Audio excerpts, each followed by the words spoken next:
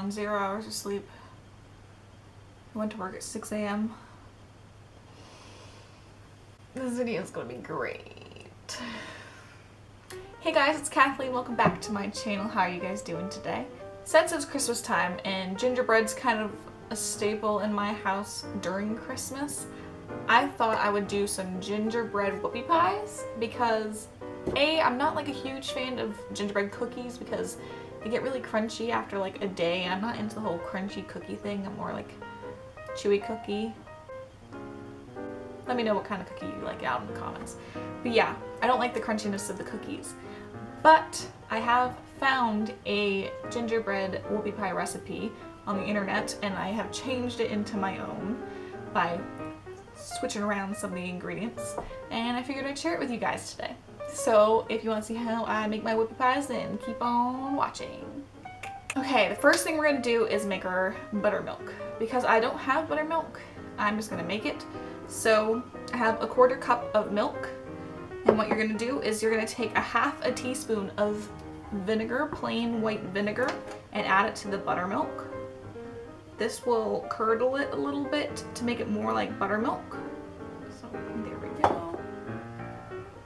I'll add it right in. And the reason I'm doing this first is because it has to set for a few minutes in order to do its thing. So I'm just going to stir that together. And we're going to set this off to the side while we do everything else. Alright, so what we're going to do is sift together the dry ingredients. The original recipe that I started with doesn't have that as a step, but I like sifting it. It just makes it a lot smoother and better in my opinion. So I have my little sifter. Sorry, I'm choking on this hoodie. So I have my little sifter. I'm going to just put it in my bowl. And we're going to need 2 cups of flour. I'm going to sift that into the bowl.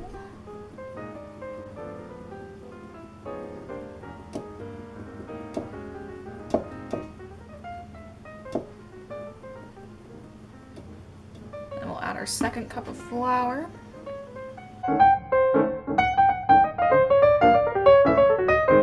Next will be 1 tablespoon of cinnamon, or in my case I'm going to use 3 teaspoons.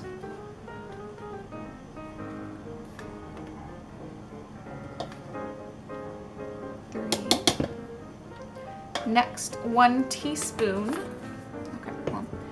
so 1.5 teaspoons of ginger. I really like when my gingerbread is very gingery. Then we'll do 1/4 teaspoon of salt.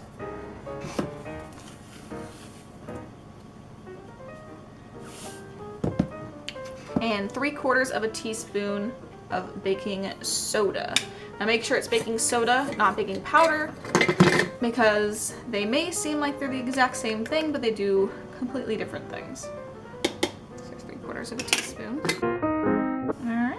There is the dry ingredients. So we'll set this to the side and start on the wet. Okay, so onto the wet ingredients. I have 1 stick of butter melted. Add that to my bowl. Now we're going to do 3/4 cup of brown sugar, and that's going to be packed into the cup. Nice and tight. There's 1, 2, 3.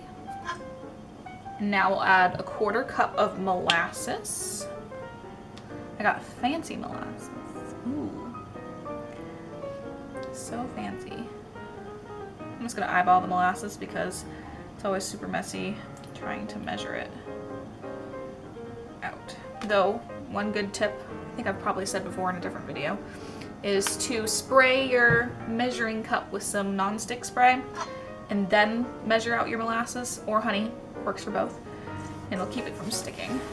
So I'm just going to whisk this together until it's all nice and combined. So next we'll add our buttermilk. It smells buttermilky. Fun. 1 egg. And a teaspoon of vanilla, but if you're like me and you like a little extra vanilla, add a little more, because more is more with vanilla. So that's about 1.5 teaspoons. Then we will whisk this together. until it is nice and smooth. So now we'll add the dry to the wet.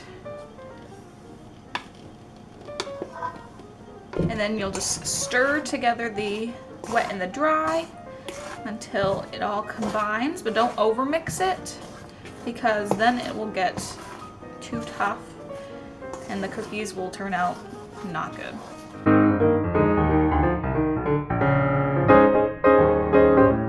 Alright, so I covered the bowl in plastic wrap. So we're gonna put this in the fridge for 1 hour to let it just chill out, rest a little bit, and it'll be good, but you can refrigerate it for 24 hours if you'd like to. So I'm not gonna do that. I'm just gonna do it for an hour. As you can see, I have 1 hour set. So if you're me, you're gonna go do some laundry, wash all the dishes you just made, and then we'll get right back to making these things. Okay, now that it's been an hour, I'm gonna uncover my dough. I'm gonna use this scoop, which is kind of a smaller scoop. It's only about a tablespoon. And I'm gonna scoop them onto the baking sheets and make sure there is a 2-inch space between each of them because they are gonna like puff up and get bigger.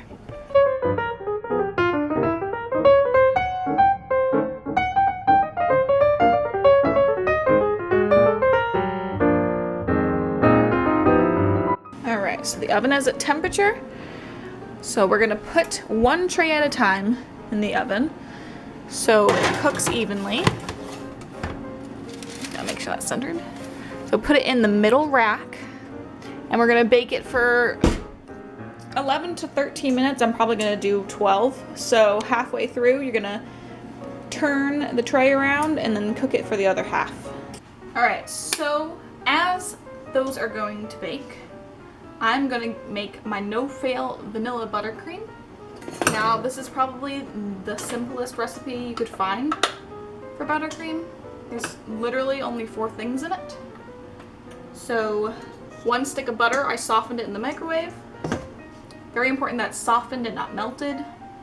Texture gets really weird if it's melted. To that half a stick of butter, I'm gonna add roughly 2 cups of powdered sugar. It's not really an exact measurement because it's different all the time. So I'm going to start with roughly 2 cups of powdered sugar. I'm just going to eyeball it since the exact measurement doesn't really matter. And whisk this together until it's fluffy. You see how it's thick like this? This is exactly the texture you want. So now we'll add our cream and vanilla. Now we're going to add our cream. We're going to add about that much, which is about 1.5 tablespoons, 2 tablespoons. And then the good stuff, the vanilla. We're gonna add 1.5 teaspoons. That's my dog talking, if you're wondering. So we're gonna whisk this in as well. So now we're gonna add some more powdered sugar until we get the consistency that we want.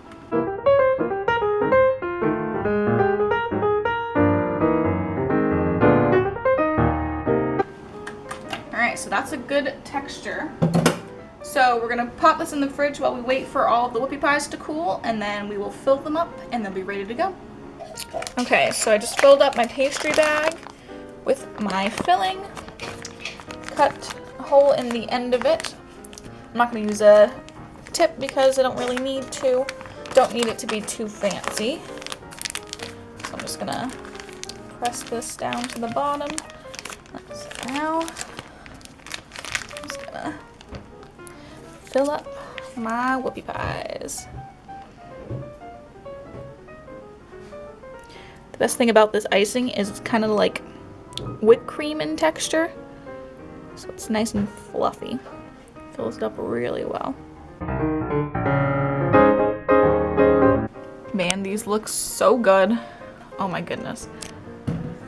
I really want to eat one right now, but I won't. I'll save that for later.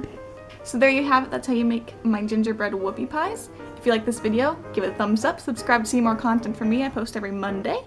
And leave a comment telling me what kind of cookie you guys like. Do you like crunchy cookies? Do you like soft cookies? Because I know I'm team soft all the way, but I know that's a controversial topic. So leave your thoughts down below. So I will see you guys in my next video. Bye!